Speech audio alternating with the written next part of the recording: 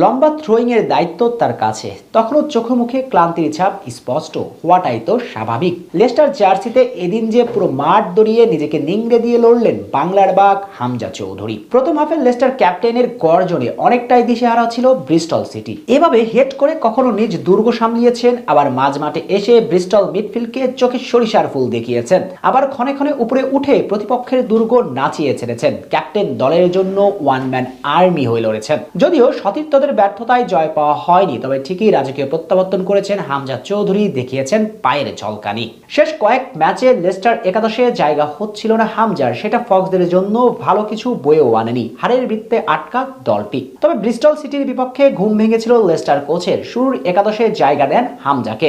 শুধু শুরুর একাদশে জায়গা পেয়ে থেমে থাকেনি, বরং ক্যাপ্টেন্সির আর্মব্যান্ড পরে রাজকীয় এক প্রত্যাবর্তন করলেন বাংলার রাজপুত্র। হামজার নেতৃত্বে ম্যাচের শুরুটা দুর্দান্ত করেছিল স্বাগতিকরা। নিজ থেকে ম্যাচের টেম্পো কন্ট্রোল করে প্রতিপক্ষকে কিছুটা বিপাকে রাখেন হামজা।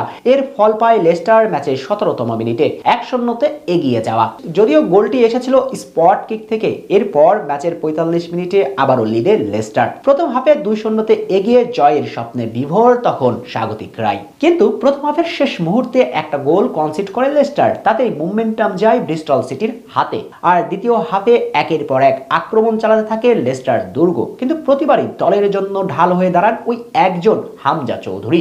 শেষ পর্যন্ত আর রক্ষা করতে পারেননি। ম্যাচের শেষ বাঁশি বাজার কিছু আগে দ্বিতীয় গোল হজম করে বিপাকেই পড়ে স্বাগতিকরা, ম্যাচ পুরে সমতায়। শেষ পর্যন্ত ওই 2-2 সমতায় থেকে ম্যাচ শেষ করে ইংলিশদের নীল রাজ্য।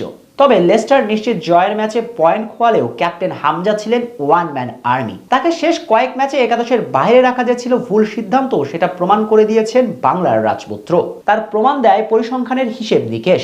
এদিন 90 মিনিট মাঠে থেকে দলের দ্বিতীয় সর্বোচ্চ ম্যাচ রেটিং ছিল তার। 2টি ট্যাকেল, 2টাই করেছেন উইন, 8টি করেছেন ক্লিয়ারেন্স, রিকভার করেছেন একটা, গ্রাউন্ড ডুয়েল জিতেছেন 5টা, এরিয়াল ডুয়েলসও জয় করেছেন হামজা।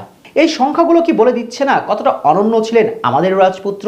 তবে হতাশ হবার কারণ তো একটাই, শেষ পর্যন্ত জয় নিয়ে যে মাঠ ছাড়া হয়নি। তবে দলের জয় নিশ্চিত না করতে পারলেও এতটুকু নিশ্চিত, আগামী ম্যাচগুলোতে হামজাকে মাঠের বাইরে রাখার ভুল করবেন না লেস্টার কোচ।